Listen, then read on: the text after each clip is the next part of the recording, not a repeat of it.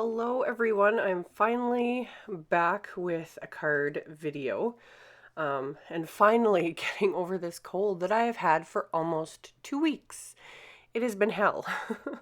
So, haven't had any energy, haven't had just anything. No creativity, just nothing. It's been pretty rough, but finally over it. And I have had this card idea in the back of my mind for a few weeks now. I'd posted it on Facebook how frustrating it was. Is like I had this idea in my head for this card using these stamps, and then I go to make the card, and for some reason I didn't have the stamps. I thought they'd been sent to me, and they got missed in the package, all this stuff. So finally got my hands on them, which this one is the Roberto's Rascals Erica texting stamp. And I stamped it onto some CC Designs Copic Quality 110-pound white cardstock with My Favorite Things Black Licorice Hybrid ink. And then I used My Favorite Things stitched rectangle stacks die to die cut it before I started coloring. And I'm using my Copics to color in the image, starting with the skin as always. And I'm using my normal kind of go-to skin color combo, which is the E50, E21, E13, and R20. But this time I'm going backwards. I usually go lightest to darkest with most of my Copic coloring. And I do get asked a lot, does it make a difference? Can you go darkest to lightest? That sort of thing. And not really. It doesn't really matter at all. So I thought with this one I would go backwards. So I started with the darkest and then worked my way to the lightest. And yeah, no difference at all. So once that was all blended out and I was happy with it, I went on to her hair and I just used E13, 15, and 18. And this one I went lightest to darkest, just it's a habit of mine. There was a big jump though between the 15 and 18. Yeah, you can see it's like kind of lighter browns and then all of a sudden it's a super dark brown. So I went back in with a medium, which was the 15, and just kind of blended it a little bit just to soften it a tiny bit there.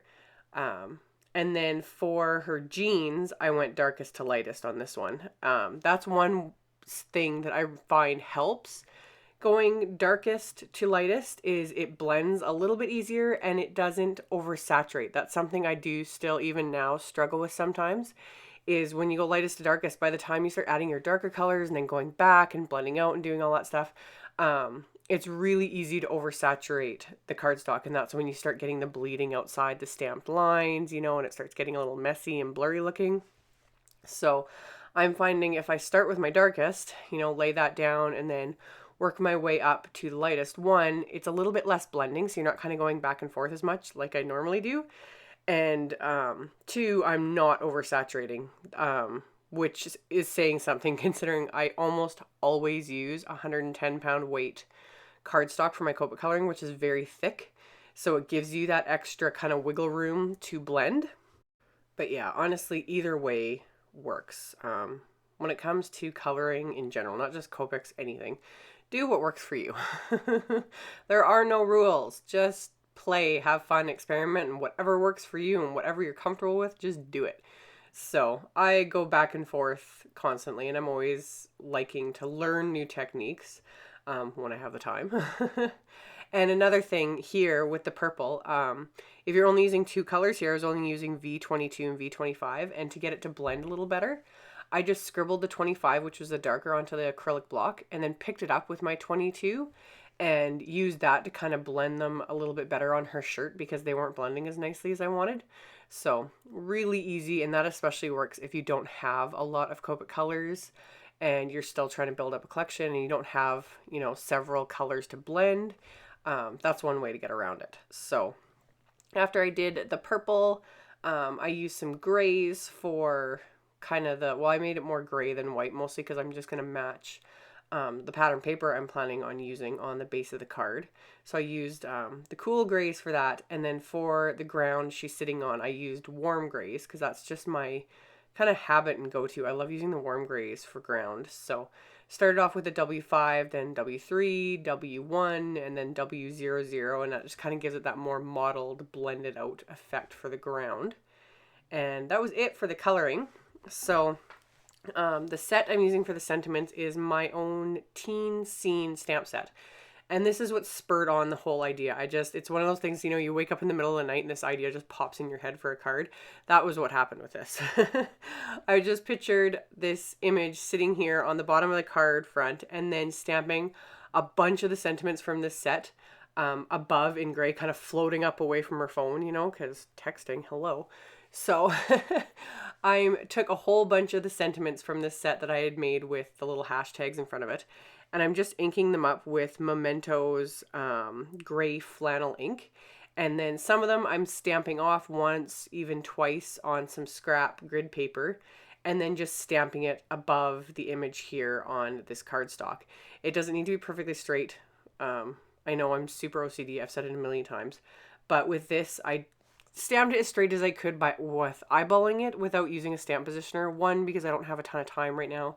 I literally tried to whip this card up while Caitlin's napping, and I can hear her upstairs. She's woken up, so I want to get this video done before I go grab her. So yeah, I didn't worry about it all being straight. The last sentiment though, this one, it's from the same set. I inked it up with the black licorice ink and stamped that and made sure that one was straight. And all of these I just eyeballed, but I do always link to the little clear stamp positioner tool that I normally would use with sentiments like this to get them straight. So if I remember, I'll link to it in the supplies as well. And then once that was all done, I just matted it with some black cardstock that I die cut with the rectangle stacks dies from MFT. And the pattern paper is from the Basic Gray Aurora 6x6 pack that I'd shown, weeks and weeks ago in a haul video. And I've had some ideas for this too, and I swear everything just keeps getting in my way. Life just keeps getting in my way when it comes to crafting. So I trimmed down a piece of the pattern paper to use on my card and then just adhered the main image to that. And then my card base is another piece of the Copic Quality 110 pound white cardstock. This is one of my go-to cardstocks for card bases. It is just so perfect. Like 110 pound weight is perfect. And if it's white cardstock, it's almost guaranteed it's going to be this stuff that I use.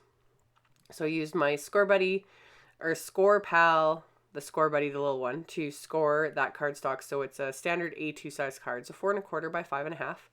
And I just adhered everything flat, no foam tape, no other embellishments. Like I said, I was trying to be quick, get this done so I can start working on some other things. Kind of get this off my little back burner in my brain here. So cleaned off the main image again, and this time I inked it up with Lulu Lavender Memento ink. And sorry, my head kind of gets in the way here. And just stamp that along the bottom of the inside of the card. And then I've got a happy birthday sentiment, again, from the same teen scene stamp set. And my head gets in the way again, because, yeah, it helps to, get your head right in front of the camera to make sure you stamp straight.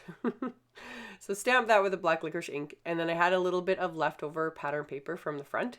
So I just trimmed down a strip of that and adhered that along the inside of the card just to kind of tie it all together and use up that scrap of paper. So flipped it over, trimmed off that little bit with scissors, and that's all there was to it. So as always, there will be links below the video. If you're watching this on YouTube, there'll be links below in the description box that link to my blog and the supplies used and all that fun stuff. So just check that out below. And yeah, if you're on my blog, then it's already there for you. So thank you guys so much for watching and subscribing and thumbs upping my videos. I really appreciate it. And I will hopefully see you very soon in the next one. Bye.